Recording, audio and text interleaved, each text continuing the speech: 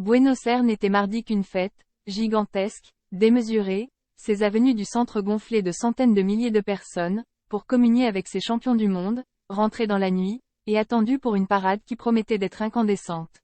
De partout, des banlieues de la capitale, de province, de Rosario à 300 km, ils étaient venus, partis parfois au cœur de la nuit, profitant d'un jour décrété férié pour venir partager l'ivresse du 3e titre mondial, et ont envahi dès les premières heures de la matinée la capitale. Muchacho, ahora ganamos la tercera, maintenant on a gagné la 3e, NDLR, de loin en loin, la chanson devenue l'hymne officieux des hinchas argentins résonnait le long des grandes avenues, fermées à la circulation, et dans le métro, en alternance avec l'hymne national, plus que jamais à propos Coronados de Gloria, couronné de gloire, et un répertoire inépuisable. Près de 4 heures avant l'arrivée prévue du bus des joueurs à l'obélisque, ils étaient déjà des dizaines de milliers, sans doute davantage, un océan de maillots ciel et blanc de l'albicéleste. 25 degrés à 9 heures, la journée promettait d'être chaude. Juste les voir leur but, célébrer, communier, juste les voir, juste pouvoir les regarder passer, c'est beaucoup. Rien que si Messi nous regarde un moment dans les yeux quand je filmerai pour moi c'est bon. Déclarait Hilar, Nicolas, 19 ans, venu à l'obélisque avec une dizaine d'amis. Ils avaient été plus d'1 million, selon la municipalité, jusque tard dans la nuit de dimanche pour fêter la victoire contre la France, 3-3, 4T. A. B à 2. Ce chiffre devrait être dépassé sans mal mardi. Dans la nuit, Léo Messi, joueur de légende et capitaine de succès argentin a été le premier à apparaître sur la passerelle de l'avion vers 2h30 locale, 7h30 Beyrouth, brandissant le trophée doré de la Coupe du Monde, pour gagner le tapis rouge déployé sur le tarmac de l'aéroport d'affaires d'Ezeiza.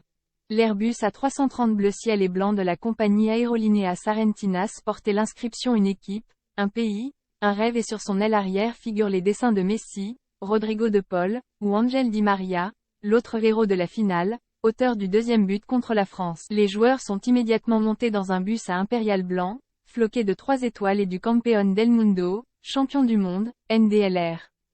Pour quelques heures de repos au centre d'entraînement, tout proche, de la Fédération argentine de football, AFA.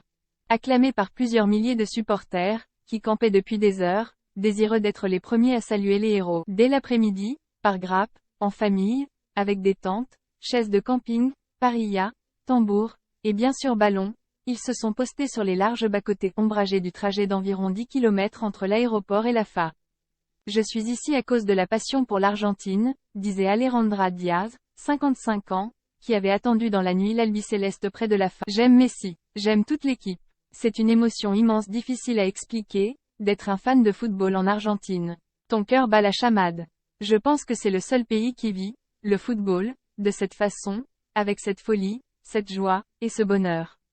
Messi vous dit bonjour. De nombreux policiers étaient prévus pour assurer un trajet rapide, des déviations pour permettre un accès fluide au centre-ville du bus, qui devait quitter vers midi de l'AFA pour rallier l'obélisque à environ 30 km. En 2021, au retour de la campagne victorieuse de la Copa América au Brésil, le bus avait mis 4 heures pour effectuer une dizaine de kilomètres. Buen dia, bonjour, a posté Lionel Messi sur son compte Instagram, accompagné d'une photo de lui endormi avec la Coupe du Monde dans les bras. Le climax de la journée était attendu en début d'après-midi, autour de l'obélisque, sur l'itinéraire d'une grande boucle de 7 km que le bus des désormais tricampeones argentins devait emprunter, par les larges avenues de la ville. Un changement d'itinéraire de dernière minute n'était pas exclu, car emprunter l'avenue 9 de Julio, l'un des plus larges du monde, 140 mètres, paraissait a priori mission impossible, étant donné la foule compacte. Mais sauf, surpris, pas par la Casa Rosada, le palais présidentiel, qui ne figurait pas sur le parcours initial. Après le dernier titre mondial, en 1986, Diego Maradona était apparu au balcon présidentiel avec le trophée, aux côtés du président Raúl Alfonsín.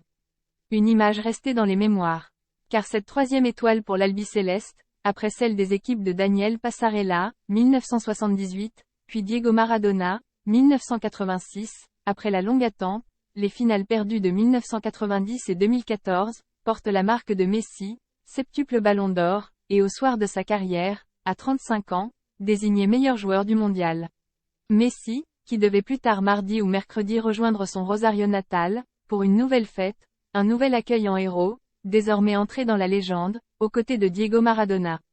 On recevra Léo à Rosario, et on va continuer à le fêter, pour des mois, des années, promettait, radieux, Luciano Peralta, commerçant de 41 ans, levé à 2 du matin pour venir à Buenos Aires partager cette joie indescriptible, cette bénédiction, cette bouffée d'air, après tant d'années de crise économique. C'est émouvant, quand on aime son pays, de le voir ainsi, résumé Cristina Vasquez, 42 ans, un maillot ciel et blanc sur les épaules, ému parmi bientôt 1 million d'autres. Ici Beyrouth 20 décembre, 2020.